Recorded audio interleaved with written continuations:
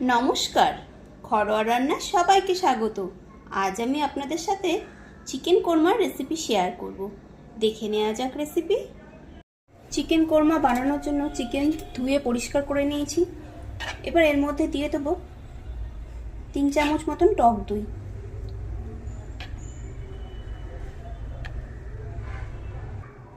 দেব নুন, গোলমরিচ গুঁড়ো,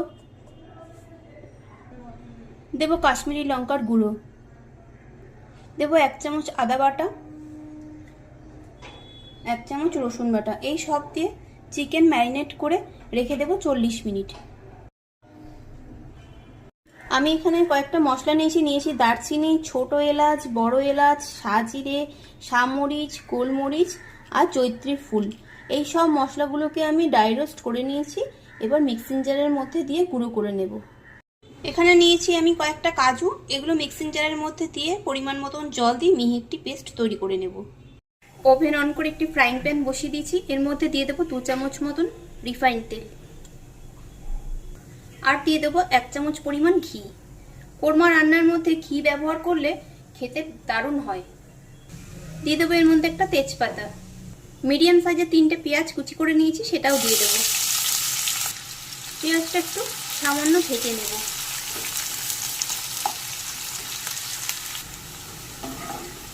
পেঁয়াজে হালকা কালার এই চলে এসেছে। এবার দিয়ে দেবো ম্যারিনেট করে রাখা চিকেন আর মশলাটা যেটা লেগেছিল সেটা ধুয়ে জল দিয়ে দিলাম। দিয়ে দিলাম কিছুটা নুন, দিয়ে দিলাম কিছুটা লঙ্কার গুঁড়ো ঝালের জন্য। এবার একটু নেড়ে সব মিশিয়ে নেব।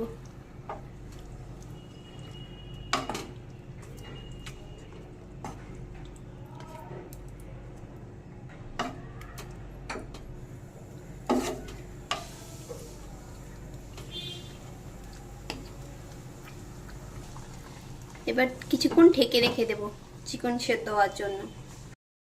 কিছুক্ষণ পর ঢাকা খুলে দেখে নেব চিকেনগুলো সেদ্ধ হয়ে গেছে। কাজুর যে পেস্ট তৈরি করেছিলাম সেটা এবার দিয়ে দেব,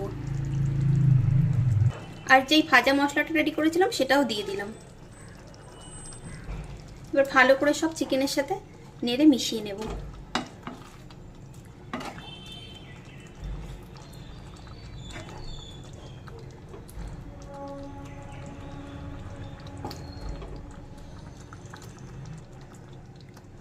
এবারে কিছুক্ষণ এরমভাবে রান্না হতে দেব।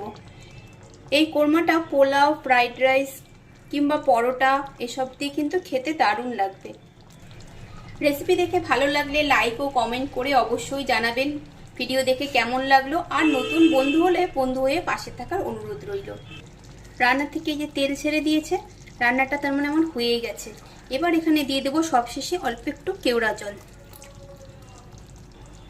মিশিয়ে নেব একটু। এবার গ্যাসের ফ্লেম অফ করে আমি কিছুক্ষণ ঢাকা দিয়ে এটা রেখে দেবো, তারপর আবার সার্ভ করে দেখাচ্ছি। চিকেন কোরমা প্লেটে সার্ভ করে নিয়েছি। এভাবে একবার আপনারাও বানিয়ে নেবেন, আশা করছি আপনাদেরও ভালো লাগবে। খুব শীঘ্রই দেখা হবে নতুন কোনো ভিডিওতে। সবাই ভালো থাকবেন।